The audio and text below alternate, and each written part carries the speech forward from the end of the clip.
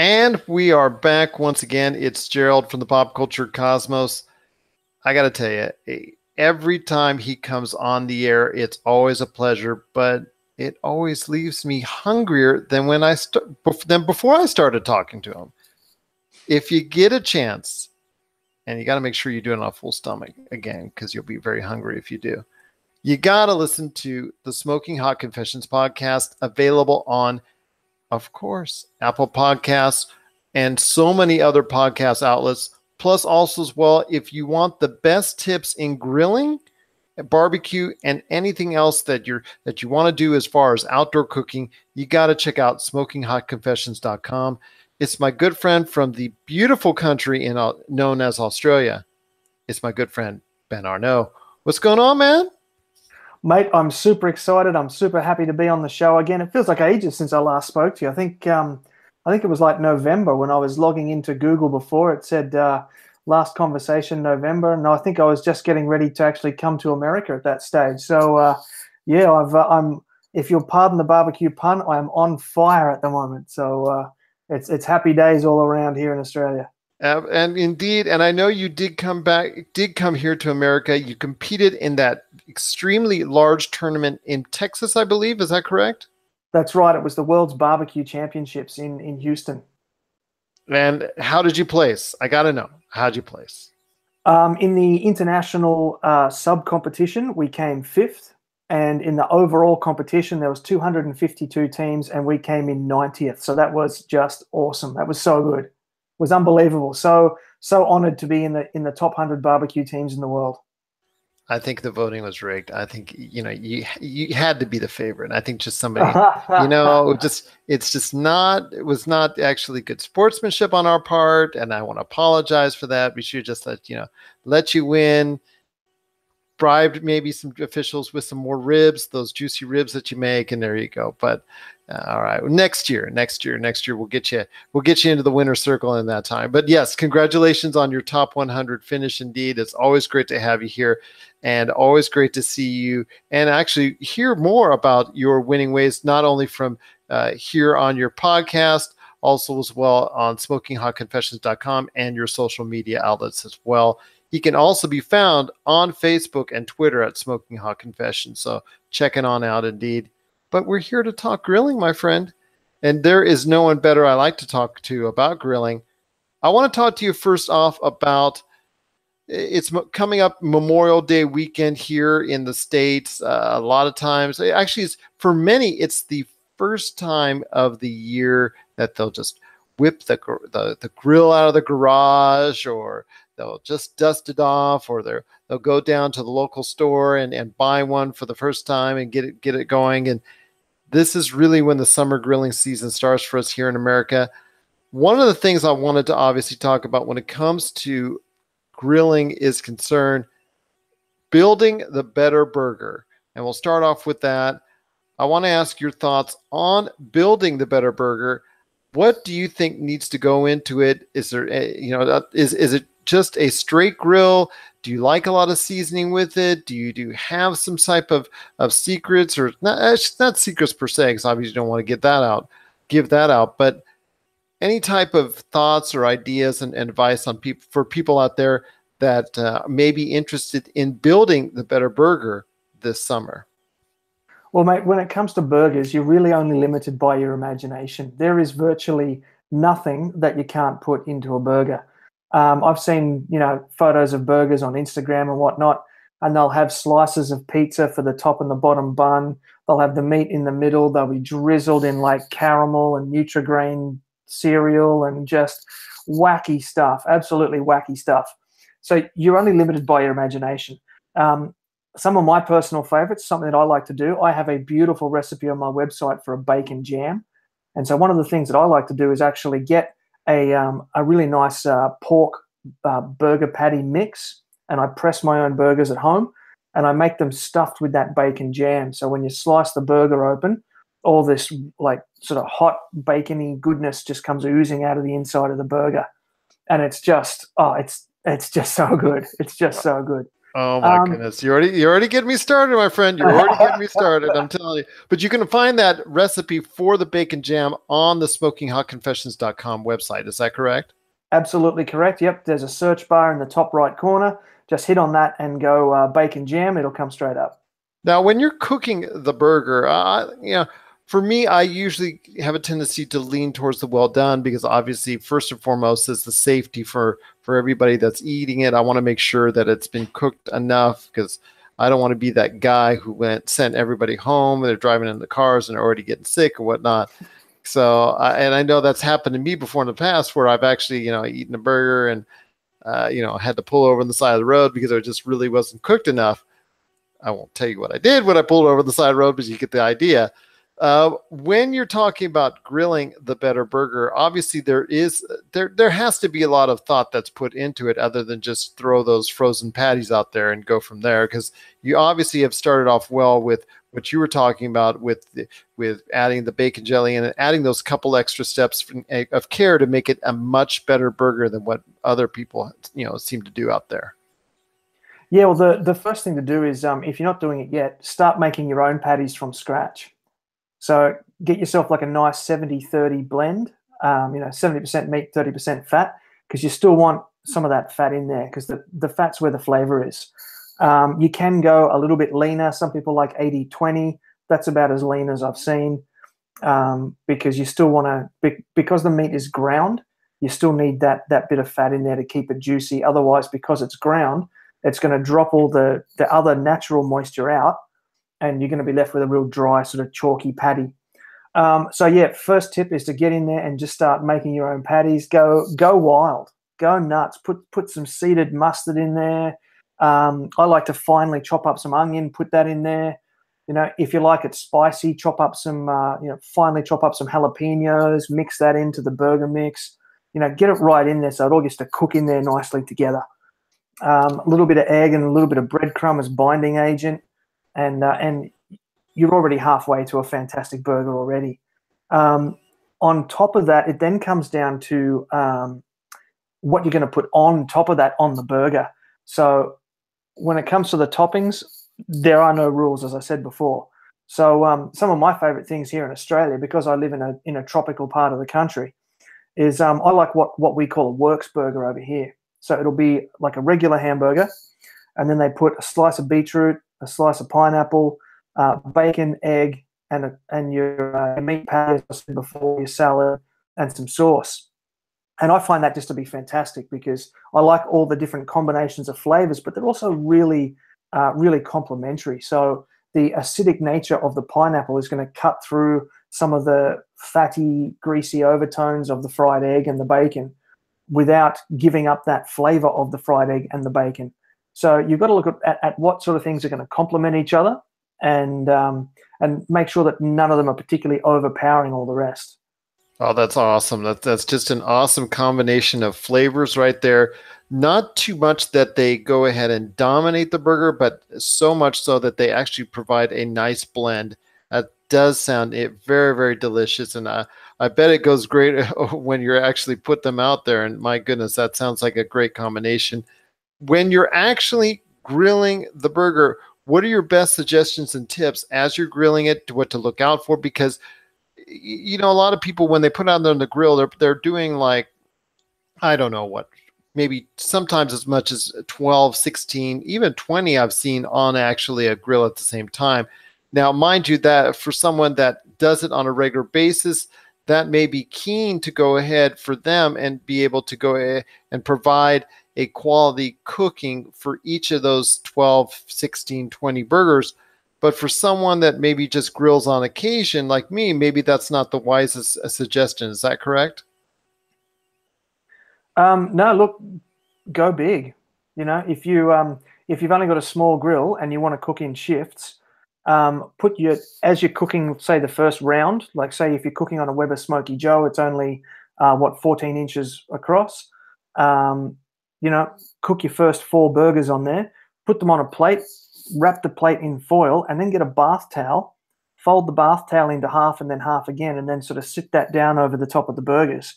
And basically what you're doing is you're insulating those burgers. So while they're staying nice and warm and hot, you're going to be cooking all the other ones, which is going to help with your food safety, because you're not going to have food sitting there for a long time going cold while you're trying to finish off cooking the rest of the burgers. So you'll keep that holding temperature up on the meat there, which is going to really help you out in that food safety department. Okay, that's good. That's good to know. That's some excellent advice indeed. Once again, I'm with Ben Arnot. He is the host of the Smoking Hot Confessions podcast. It is a must listen. It is a must listen for anyone out there that wants the latest and greatest in grilling tips. Great guests that know their stuff when it comes to all the different flavorful ideas and as far as grilling is concerned. And I'll tell you what, there is no better to talk grilling than Ben Arnot and the Smoking Hot Confessions podcast. So you're telling me that, you know, going big is better when it comes to burgers and not making them smaller or thinner. Is that correct? I like big meat patties. So I like them to be about the size of the palm of my hand and maybe about an inch to an inch and a half thick as well. So basically what I'm looking for in an eye fillet steak, that's sort of the size I'm looking for in my beef patty. I don't tend to like the smaller beef patties. But that said, as I said at the top of the session, I am packing a lot of things into that meat patty. So that's not a solid inch and a half thick of just ground meat. I'm putting other things in there as well. If I'm cooking for my son, I'll actually get a bunch of vegetables that are going to cook up and take on the meat color, and I'll blend them into the meat patty, and I trick him into eating his vegetables that way. So I'll process some cabbage and some onion and some mushroom, and I'll mix all that up with the meat, and when it cooks, it all cooks through to that sort of that brown color. So he doesn't even realize that he's eating his veggies. I might have to do that for my girls as well. I hear you on that one. They well, are mate, reluctant. If you've got kids, I've got the ultimate burger recipe for you. It's my Ninja Turtle burger. And so I do what I said before. I mix my own burgers, and then I get some American-style skinless hot dogs, and I cut them into sizes and shapes, and I insert them into the burger. So one for each leg, one for a head, and one for a tail, and then I wrap it in bacon, and so it's then bacon wrapped, and then I grill that. And so that by the time they're cooked, they end up looking like a little tortoise shell or turtle shelled little turtle burger. And the kids just go wild for it. They eat that up like crazy. Oh my goodness, that's awesome indeed.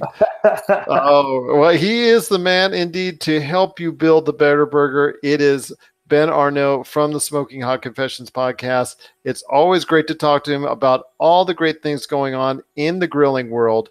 You got to check out his podcast, Smoking Hot Confessions podcast, on Apple Podcasts. And of course, his great site, which you can get that great recipe for bacon jam, which, oh my gosh, I'm going to check out. Actually, I've been trying to scroll down through here, checking out as we speak right here at smokinghotconfessions.com. It's just truly great to have you on the show. But one of the things I wanted to bring up to you while I have you here with us right here on the Pop Culture Cosmos is kebabs. I think kebabs to me are something that is highly underrated as far as a food, grilling, that whole type of thing. I think it gets often forgotten about with a lot of people, but when they have one, they really like it, and they usually go for 2 or 3 more, but they seem to forget about it every now and then, unless it comes like in a barbecue format or whatnot. I want to ask you your thoughts on kebabs, and where do you think really a good kebab what makes a good kebab, a shish kebab or any type of kebab that you've seen, tasted, or grilled yourself that really goes over well with people out there? Well, mate, I actually think that you're ahead of your time. I think kebabs are going to be the next big thing to come back to barbecue. So at least here in Australia, about sort of 25, 30 years ago, every time you went to someone's house for a barbecue, it was kebabs everywhere. And I think that they're due for a comeback. I think we've seen the burger craze, and that's definitely been a thing for about the last 3 or 4 years. We're starting to see some Korean influences. There's a whole lot of Korean food, new pop-ups and things coming. I think the next one after that, we're going to see a resurgence of the kebab. It's very much the forgotten hero of the barbecue, and as you're coming into summer, they are perfect for summer, because you can do things. You can do all sorts of things. You can put vegetables on them. You can put fruits on them. And one of the things that I love to do, I've got one particular recipe where I will use a long piece of streaky bacon, and I will thread that around, alternating between shrimp, or prawns as we call them here, between prawns and pieces of pineapple. And I'll thread the bacon in and out around that, so it ends up all on one big kebab stick, and then I baste it with a maple-based glaze as it's cooking. Oh my goodness, gracious me, oh my. That's just 3 of my favorite things in life right there. Yeah, there you go. You're gonna send me to the store after this. I'm telling you, man. You just got to stop it. No, I'm just kidding. But that's just so delicious to have those 3 together. And when you're grilling it, though, how do you make sure you get an even flow as far as the grilling is concerned on a kebab? Because I know that sometimes it can be a drawback, because one side often will appear to be and actually taste better cooked than the other. Yeah, well, part of the reason for that is because if you're cooking on a rounded kebab stick, so think more like if the kebab stick is more shaped like a tube, then what happens is, as you grab that and you try and turn it on the barbecue grill, the stick turns inside the food. So not necessarily all the pieces of food are turning over at the same time. Some of them will stick to the stick and they'll turn over, and some of them, the stick will just spin inside the food, and the food itself won't actually turn over. So one of the things that I've found is I've had to really hunt around to find a particular set of kebab sticks that I like, but they're more sort of squared. They're like a box tube shape, so that what you've got then is you've got 4 corners driving the food like a drive shaft turns a cog on a car. And that makes sure that every time you turn the handle, you're turning the food. So all pieces of food on the stick are getting rolled over at the same time. And that's how I make sure that I get a nice even cook across everything. If you can't find them and you're using the little round wooden skewers, instead of sticking them straight through the center, put one a little bit off center and then another one a little bit off center. So you're actually using 2 kebab sticks per kebab, and then grab the 2 sticks at the same time and turn the whole lot over. And that way you'll guarantee that you get a nice even cook. Oh, that's awesome indeed. Once again, it is Ben Arnot from the Smoking Hot Confessions podcast. You got to listen to his podcast today on Apple Podcasts and so many other different outlets. When you're cooking kebabs, the one thing I want to ask is, do you have a preference when it comes to kebabs as far as lamb, chicken, pork, beef, vegetable, and like you mentioned earlier, fruits as well? Is there one type of thing one type of item you actually like to cook the most when it comes to kebabs, because you found that it actually cooks better in that type of environment than maybe something else that you try to throw on a kebab? I'm really glad that you asked that, actually. It's because one of my favorite things at the moment to cook on my grill, period, is lamb souvlaki. And I've come up with my own little take on that, which I actually cook it on kebab sticks. And the beauty of kebabs is that you can cook a whole meal on it. As I said before, you can put on fruit and veggies.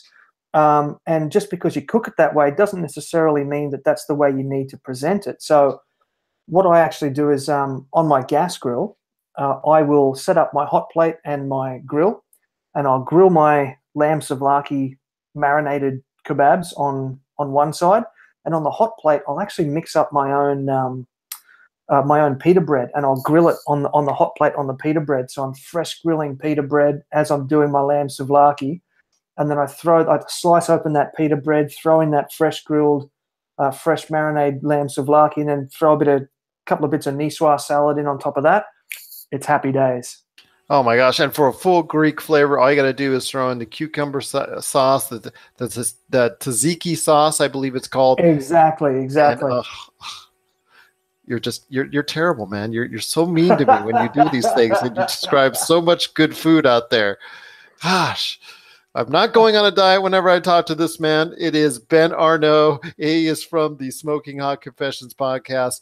It is the most delectable podcast out there on the internet today, and you can find it at Apple Podcasts and so many other different outlets, plus all the great recipes, interviews, and articles he has available on SmokingHotConfessions.com.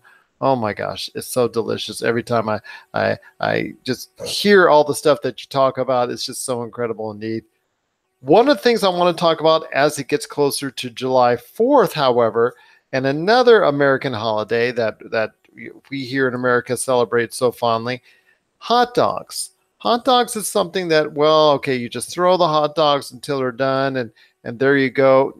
That seems to work for some people out there, but I think there's more of a deeper thinking and a deeper, I don't want to say science per se, but a deeper procedures that need to take place in order to build and create and grill the better hot dog, because hot dogs, if you don't do them properly on the grill, can just sit there and just be generic and just be forgettable the moment people try them out.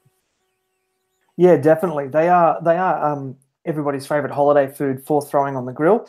But unless you're making your own dogs from scratch, it's really all about the toppings. So, I mean, if you're just going to the store and you're just buying your buns and your sausages at the store, it's going to taste the same as your neighbor's hot dogs, as your friend's hot dogs. And so the way to make yours really stand out is to get into those toppings and make up some of them. So there's nothing wrong with the classics. You know, you got your grilled onion and your ketchup or your sauerkraut and your mustard. But if you really want to do something special, you want to start looking into some homemade chili dog recipes with some homemade chili. I've got one on my website where I use pork mince, bacon, and some smoked powdered chili that I cook up in my smoker, which is just incredible, absolutely incredible. If you do look at that article, though, it's really hard to take an appetizing photo of a chili dog. So the photos themselves This is true. aren't super great because it's really hard to take an attractive photo of a chili dog.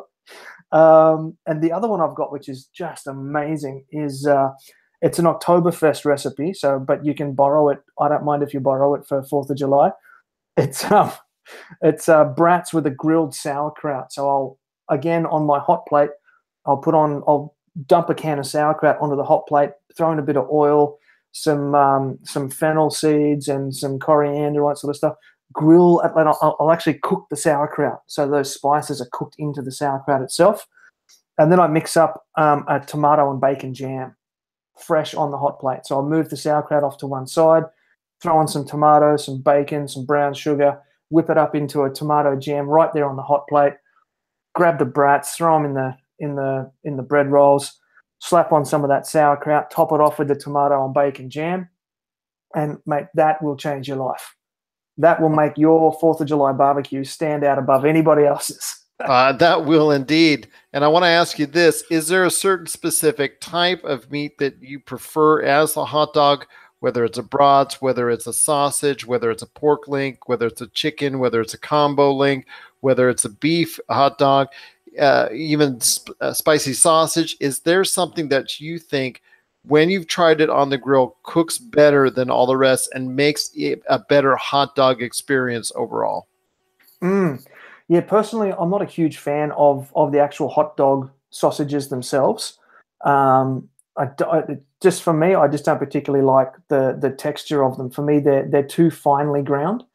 And here in Australia, it's really hard to find an American style hot dog. We typically, when Australians have hot dogs, we've got Frankfurts, which I don't know if they're the same as what you got there. They're like in this like red, sort of almost plastic looking skin. And if you cook it too long, the skin pops and peels off and it just looks terrible. And Same here. Yeah. But sometimes when I can find American style hot dogs, I will get them and they are much better. Personally, I prefer a traditional meat sausage. So it might be a bratwurst. My local butcher down the street here, he's got a beautiful recipe he's running at the moment of rump steak sausages. So he'll grind up a whole bunch of rump steak. I don't know what spices he puts in, but they are just phenomenal, absolutely phenomenal. I love bratwursts. I love Italian spiced sausages. So I tend to prefer some of the whole meat sausages rather than the hot dog blend type sausages. Fair enough, but it's still, like you said, it all depends on the toppings. And I know everybody just like that, when you build a better burger, and if you get a chance, listen to my conversation with Ben on burgers.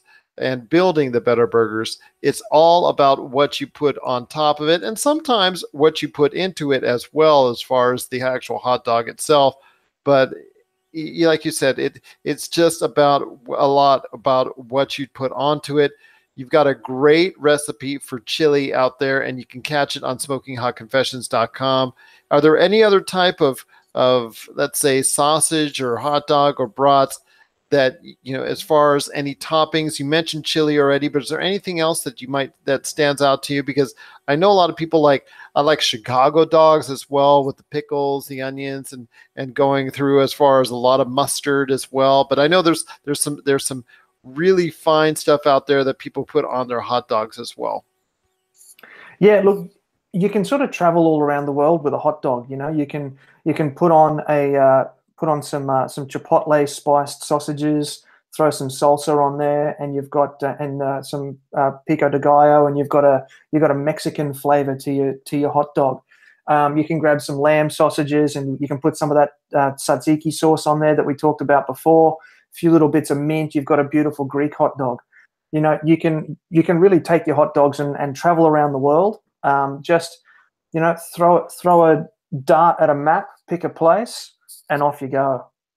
Oh, that's incredible. Great ideas indeed. Once again, it is Ben Arnot from the Smoking Hot Confessions podcast and SmokingHotConfessions.com. Last thing, my friend, here on this part of our conversation at this point in time, because it's always great to have you on, I wanted to go ahead and make it open forum. I wanted to go ahead and make it an open forum for you to talk about a recipe or recipes that you think are just so mouth-watering that anybody out there just cannot resist, and just will have to just, after they listen to it, go out to the store and go buy some right away to go ahead and cook for their own family and friends. Are there just some recipes that you think this summer will go really well with everybody out there when they hit the grill? Look, it's not so much a recipe so much as it's a cooking method that I'd like to talk about, if that's okay. And that's chicken wings. Absolutely. I mean, whatever you thought. And chicken wings, not too shabby at all. I've come full circle in my barbecuing. I'll get my barbecue sauce, my buffalo sauce, and my ranch dip ready. Excellent. Yeah, so we've got a bit of a fad here in Australia at the moment, and it's called fried not fried. And I think it's a bit of a play on that sorry not sorry hashtag viral phenomenon that went around about 2 years ago. And what it is, you get your chicken wings and you bread them up in your favorite breading, and you go outside to your Weber or Napoleon kettle, whatever you've got out there, but your kettle style. It's got to be that rounded base with a nice rounded top on it for this particular cooking style.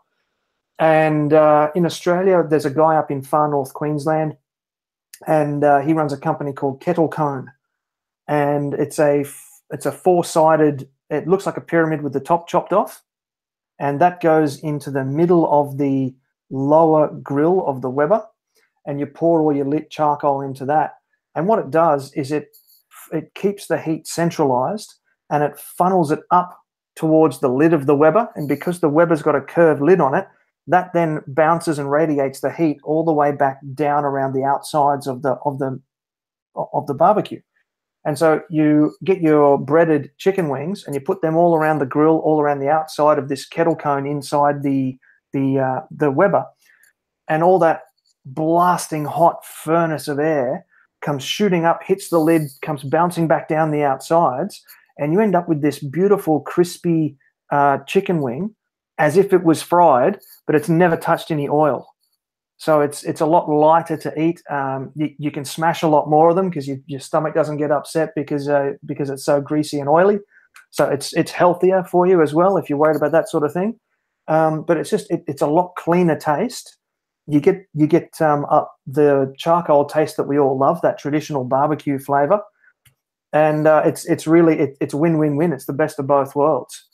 Now, when you're breading it, what do you suggest as far as using for the bread mix, and maybe even a little bit of seasoning in there? I know because a lot of people, variate as far as how they bread their chicken wings before they go ahead and put it actually, like in this case, like you would say, on the grill. Okay. The first thing to do is to grab some bowls and set them up in workstations. So you're going to want, if you're right-handed, you're going to want your raw chicken pieces on the left, and then a bowl with some beaten egg in there, and then a bowl with some flour and some breadcrumbs and your favorite spice rub. And so the mix on that needs to be 1/3 each. So a third plain flour, third breadcrumbs, 1/3 your favorite spice rub. And then the fourth thing that's going to be on that table is going to be your tray that you're going to put the prepared chicken wings on to take them out to the grill. So you grab your chicken piece, you dunk it in the beaten egg, get it all nice and eggy, and then just let that drip off a little bit. Drop it into the second bowl that's got the mix of the flour and the breadcrumbs and the spice rub, and then sit it on the tray ready to go out to the grill. It's that easy. Okay, that's just wanted to make sure, because sometimes people variate in that process enough to where it can be all the difference between a good chicken wing and a not so good chicken wing. And with all the different variations of wings out there, just want to make sure that to me, at least, I like you, the breaded wings are the best to me, as far as I know there's people that love the different types of wing, teriyaki wings, and so many other different flavors that you can throw on the wing. But a traditional breaded wing is still the best in my heart as well. Just cannot thank you enough for sharing that. Any last thoughts or any type of ideas out there for people that are hitting the grill this summer? Look, the best piece of advice that I could have is think about who's coming to the barbecue. You know, we're all multicultural nations these days. Think about who's coming to your party and how can you impress them. So bring in a couple of flavors that are a little bit non-traditional. You'll stand out not only to some people from different multicultural backgrounds. You'll also stand out to all your regular friends. Oh, that was horrible. Cut that out. Edit that out. I will. Don't worry about it. Go ahead. You'll also stand out to all your other friends as well, because they're going to go, wow, who would have thought of putting kimchi on a pulled pork burger? And I tell you what, that's a hot tip. There you go. Absolutely. Kimchi pulled pork burger. Pardon? Say again. I'm sorry. I said that's a hot tip, a kimchi pulled pork burger. Oh my gosh. You're heartless, man. The way you treat me every time you come on the show, you just tell me all these great, tasty, delicious, tempting ideas, and it makes me just right now just want to bolt over. Walmart is 24 hours here in this part of the world, and I will just say that's so unfair of you by saying that, especially here in Vegas, where a lot of Vegas is still 24/7. I might have to dash out the door here. That's all I'll say. But it's always good to have you here, my friend, no matter how hungry you make me each and every time you're here with us on the radio here at the Pop Culture Cosmos. It's just truly a pleasure. But before I let you go, my friend, please tell everybody why they need to hear your show, the Smoking Hot Confessions podcast, and of course, your awesome site, SmokingHotConfessions.com. Well, mate, thanks for giving me the opportunity to come on the show again. I always love having a chat, and I love the fact that we can do this on video, so I can see what kind of cool game and movie memorabilia you've got up in your office there. It's all. Oh, I love the Hawaiian lays on the movie cutouts there. That's pretty cool. Absolutely. Well, my old game store running days, when I was running game stores, I happened to, have a old Shepard from Mass Effect and Nathan Drake from Uncharted. And what better way to treat them? Just treat them respect here with some Hawaiian love right here in the middle of the Pop Culture Cosmos. Well, mate, you got the holidays coming up there in the States, and what says holidays more than a Hawaiian lay? There you go. There you go. Well, a trip to Hawaii would be even nicer, but be that as it may. But why do we need to listen out there to your awesome podcast, and also as well check out your awesome site, besides me just getting even hungrier? Well, mate, I love to dive deep into the topics. I like to get right in there and get right to the heart of it. So season 2 was released just a little while ago. And in there, I wanted to explore the world of barbecue business. So I picked 15 different barbecue business models, and I tracked down who were leaders in that field. And I interviewed 15 different people from 15 different business models, and we really explored what the world of barbecue business looks like. The season before that, season 1, that was comp ready. So I got into what does it mean to be a competitive barbecuer, and what are 10 lessons that you'd need to learn before you went into your first barbecue competition. And so each of those episodes I average about an hour long. Each one of those episodes is a real deep dive into a particular topic that you're going to need to know if that's what you want to do. So that's sort of where I go with that.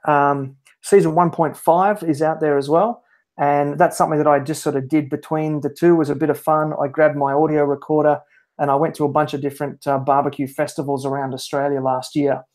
And I just hit the pavements and just interviewing different pit masters, different suppliers, different vendors, different promoters, and just to really share the atmosphere, share the feeling of barbecue competition. Season 3 is coming out soon. I actually recorded that while I was in the States, because we went on this 3-week road trip through Texas, across to Louisiana, and up into Arkansas. And all the way through, I was stopping at different barbecue joints and meeting different competitors and different barbecue charity organizations. And I got to interview a whole bunch of different people for that as well. So that's going to be coming out soon, and that is going to be basically an examination of different barbecue styles through 3 different states in America there. Oh, that's awesome indeed. And why do I need to check out SmokingHotConfessions.com other than checking out, obviously, those great recipes? But I know you've got a lot of great stuff there, but you need to tell everybody out there why SmokingHotConfessions.com is a place to check out, either from their computer or their mobile phone. Well, there are more than just recipes on that website. You are right there. I do write a lot of sort of general media style articles on the topic of barbecue. So if I have an interview with somebody, for example, that they might bring up a topic that sparks something in my mind, and I'll go and I'll explore that, and I'll write up an article on that. There's all sorts of different how-tos, different tip articles on there as well. For example, one of the most confusing things that barbecuers can get into is when they start looking at offset smokers. And it can be really confusing, like, what size, what shape, what configuration do you get? And so I explored that, and I wrote a big article on that. So that's up there as well. So there's all that sort of stuff there as well. It's not just recipes, it's the whole scene in general. Well, I see right now, just by the categories that you have, you've got, obviously, you've put up there as far as the competitions, the creations, the how-tos on barbecuing. You've got interviews there, like you said, obviously a link to your podcast if somebody doesn't exactly know how to navigate through the world of podcasting networks, because I know that can be confusing through Apple Podcasts and all those other different podcatchers that are out there. You've got reviews as far as a lot of barbecue going on. You've also got great stories that are on the site as well, and a lot of other things as well. So they do need to check it out if they're interested at all in the grilling scene, as far as from either just a general standpoint or a competitive standpoint. It is SmokingHotConfessions.com. And of course, the podcast, it is now almost 3 seasons old. It's right around the corner, my friend. You've almost asked, you're ready to air season 3. It is Smoking Hot Confessions on Apple Podcasts and so many other various outlets as well. I'll tell you what, Ben, it's just always great to have you on the show. I feel 10 pounds heavier, though, but I am okay, as always. Just the way you describe things, like you said one time when we talked previously, it's just in your nature to do so, and nobody does it better than you as far as describing how delectable the grilling scene is, and nobody does it better than my good friend, Mr. Ben Arnot of the Smoking Hot Confession podcast. So great to have you on the show today, my friend. That's very kind words from you, mate. I certainly appreciate that. Enjoy the weather there. Oh, I will indeed enjoy the weather down there in that frosty Australia down there. Yeah, frosty indeed. You had to close the window. Oh. But it's been great having you on the show, Ben. And as always, it's always a great pleasure having you a part of the pop culture cosmos.